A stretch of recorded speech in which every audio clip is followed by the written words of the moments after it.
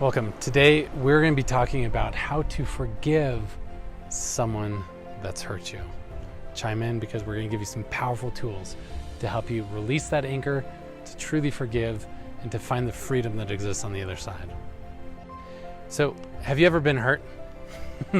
It's almost like asking, have you ever been alive? Because we all have been hurt at some times. But have you ever had someone betray you and feel like you were so deeply wounded because of what they did?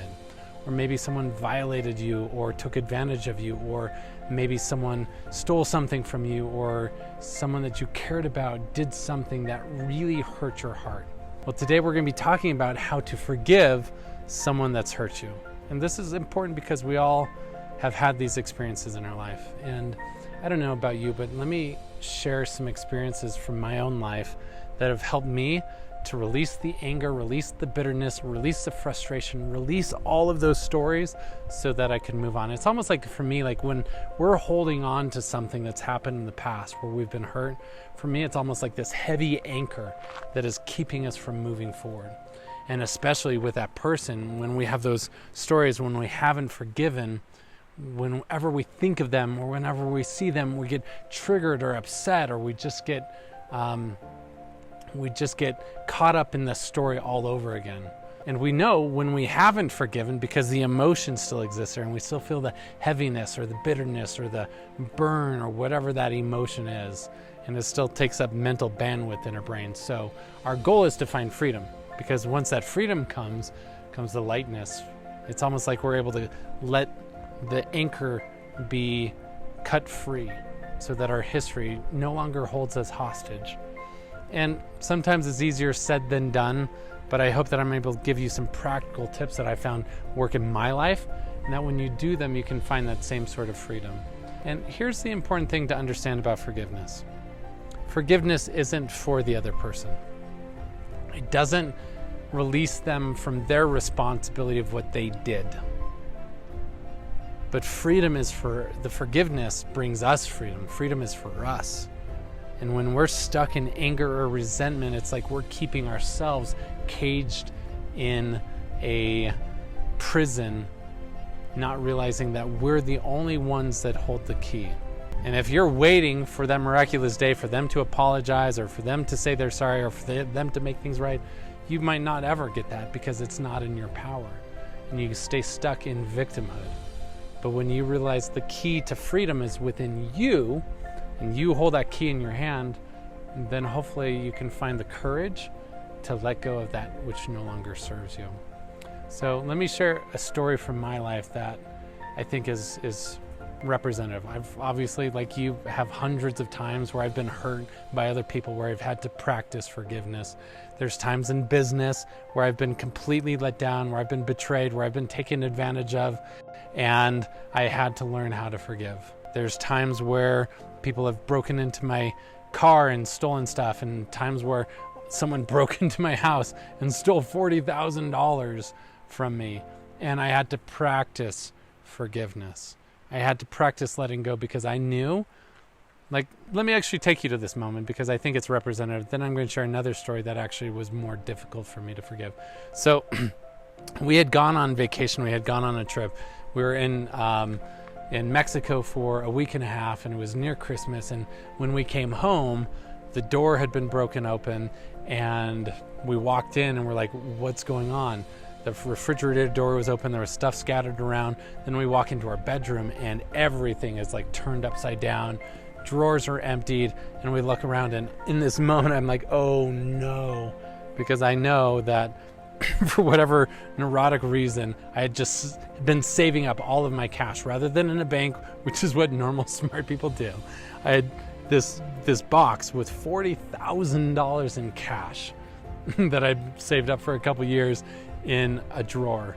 And sure enough, I go racing in and I see, all of my wife's jewelry had been stolen, all these things, and I look in, and sure enough, that box with all the cash had been stolen. Now I want you to imagine, in this moment, what would you feel? Yeah, if you're a normal person, you feel angry, you feel upset, you feel violated, you feel like wanting revenge. Like I totally get all of those emotions because all of them washed over me as someone had broken into our house and stolen something I had worked really hard to save. And it was really interesting for me because in that moment, because I had practiced these tools that I'm going to share with you, those feelings of anger, frustration, helplessness, vindictiveness, all of that lasted for about 5 minutes. And then I took a big deep breath in and I released it. And I made this decision, which was ultimately the most important decision I could make at that time. It was that man could steal my money, could steal our jewelry, could steal that, but I was never going to let him steal my peace. I was not going to let him steal my freedom. He did not deserve to have that right to take ownership or control over my emotions. And so I chose in that moment to reclaim that. And obviously do whatever we could to, hold him accountable, to find him if we could, which we never did. But I knew that there was the only thing in my control was my emotional state. And I realized how important it was for me to let go so that I could move on. And I want you to think about that, because if you've been hurt in the past, it's almost like you're still giving, if you're still feeling those emotions, if you're still feeling anger, if you're still feeling the pain, and you're still letting it drive you, then it's almost like you're still giving them power over you in your life, and they don't deserve that power. If someone's violated you, if someone's abused you, if someone's taken something from you, if someone deeply in their unconscious has done something to hurt you, they do not deserve to still have power over you in your life. And whether that trauma was a week ago, or whether it was a year ago, or whether it was 10 years ago, I've seen people stay hurt because of a trauma that happened 15 years ago, 20 years ago, and 20 years later, they're still letting that person have power in their life. And they don't deserve that power. So finding that freedom is important. Let me share another story with you and share with you the specific practice to reclaim your freedom and to forgive. So I had built this business that I was really proud of, and we had this group of people that were part of it that we were so close to. And one of those particular people in that group, I had developed this amazing relationship with, felt like I had devoted so much energy to serving her and to helping her and her family.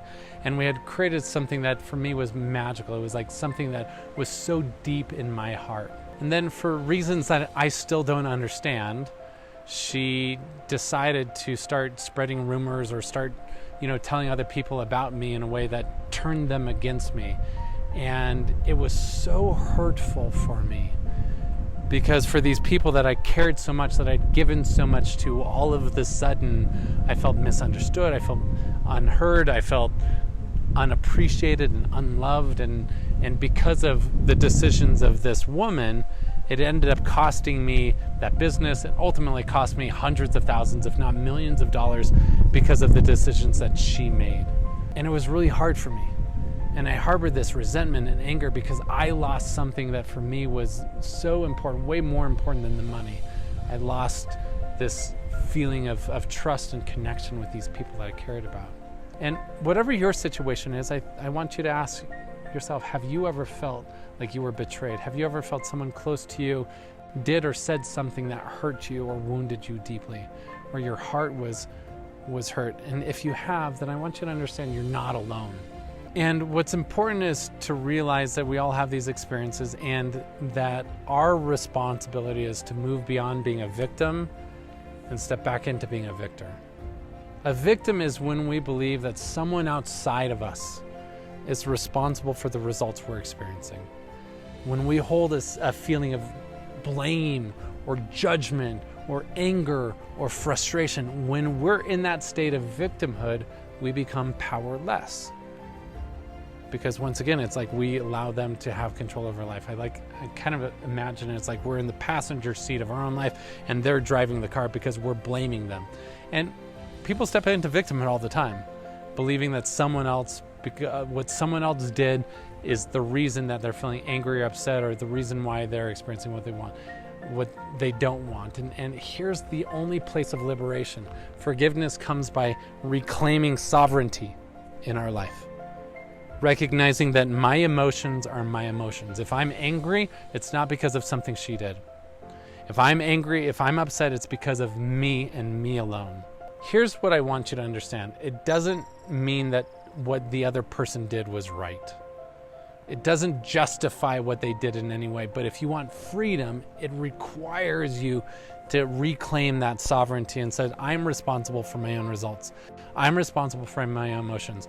What happens to me, I can't control. But what happens through me, I am always 100% in charge of. And if you've been hurt or violated in the past, let that be the past, because you are now in a new place. So that's the first step, is reclaim sovereignty and release victimhood. You're not a victim. You might have been victimized, but you are not a victim. You are so much more than that. And in doing that, then all of a sudden we can move to the second step of the healing or forgiving process, which is try to have compassion, because you don't really understand what's going on in their world. We never fully understand why someone does what they do, because we're not them. We can't see the world through their view. We can't understand. And like for me, with this particular woman in that situation, as I reclaim my sovereignty, I was just like, I'm responsible for the results in my life. I'm responsible for how I feel. I realized that in that, I didn't really understand why she made the choices she did. I knew she was a good person. I knew that she probably had good intentions, but in those intentions, I don't think she really, I don't know what was going on for her. And sometimes just surrendering the fact that we don't know is enough. And then also, I love leaning into the idea that everyone is doing the best they can with the information they have. I believe that everyone is trying the best they can, and everyone at some core level has intentions to do good, even when they're doing bad things. And so I can't pretend like I can get inside the world of someone that hurts. You know, I don't understand why that person would steal that money from my house. I don't understand why that person that would, you know, betray me in business would make that decision. I can't understand why this woman would say or do the things that she did that caused so much pain in my life. I don't know. And sometimes not knowing is all I need to remember. Is like, I don't understand, but I don't need to, because it's not my responsibility to understand. If you can put yourself in their shoes, do it. That's often what people say, you know, put yourself in their shoes, but sometimes I can't, because I don't get what's going on in their world. But I trust that as human beings, we're all doing the best we can with where we're at. The third key is important, though. The third key of forgiveness is critical, because with the third key comes the emotional release.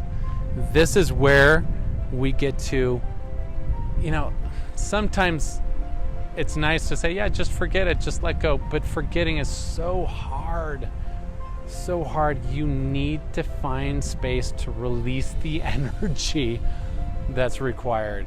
You know, and for me, what that required is for me to have space where I could release my anger and like, oh, how dare you do this, right? And like, for me, I found it was important to have a safe space where I could release that. For me, it was in my car, where I could release the anger, shout, yell, be furious, upset.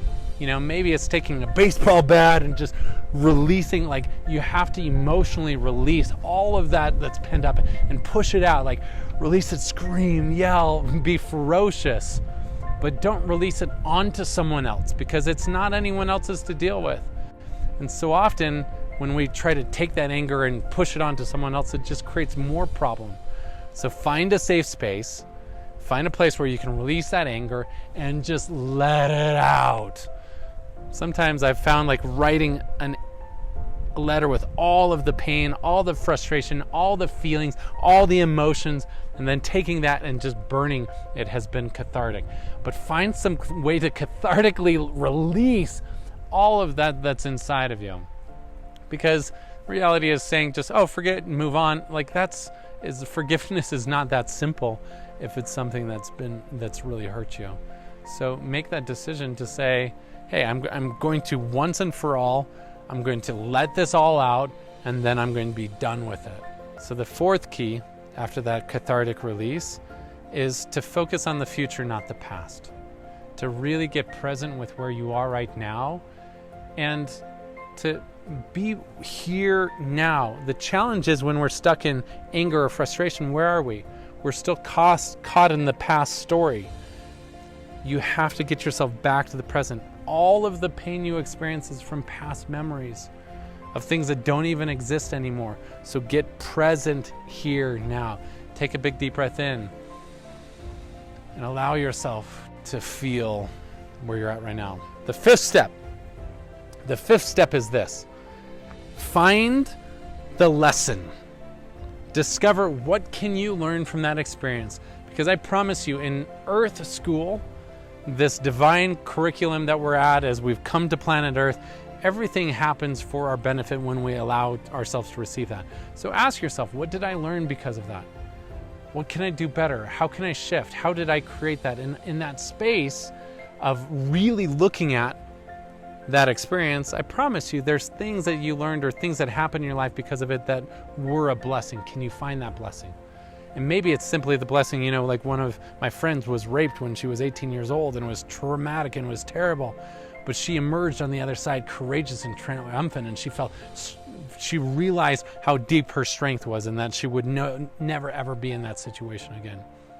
I can't say that's easy, but for me, in these situations with the money being stolen, I learned, hey, I should lock my door. I should put my money in a safer place. That's valuable. But beyond that, I learned that I am so much more resourceful than anyone. No one can take away from me who I am.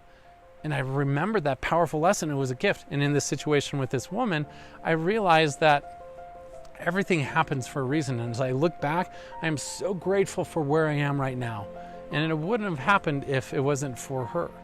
I love my life so much, and the sequence of events that led me here has created this unbelievably magical life that is way different than what I had imagined even being possible back then. So just trusting that things happen for a reason and finding the lesson in it is an enormous gift.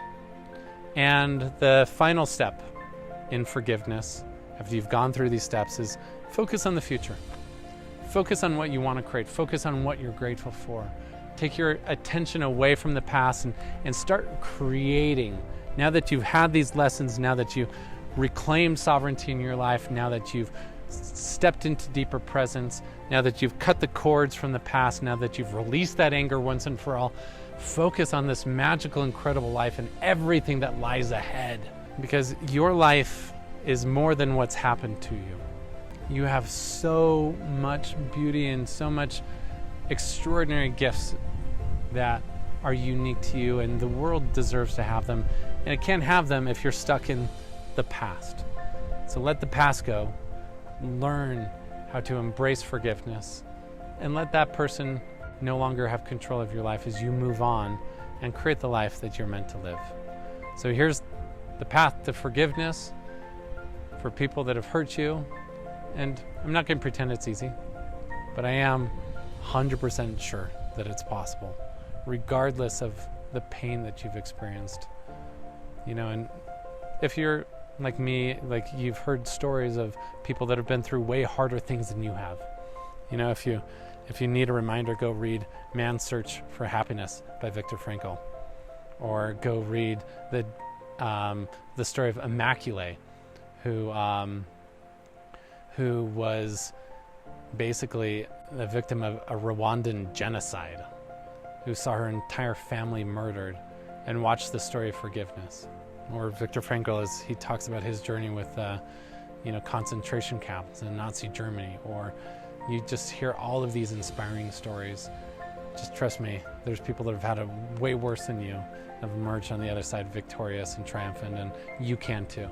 So remember this, and just remember that you are legendary. So hopefully this serves you. I know sometimes life is a messy journey, and sometimes we get hurt, sometimes we get knocked down, but hopefully these tools help you and serve you as you're moving forward and you're creating a better life. And as you do, you make a better life for other people. So if this serves you, please subscribe to this channel. Make sure that you take advantage of all the content and experiences we create to help you create your inspired life. And just remember, you matter. This is your life. Make it legendary.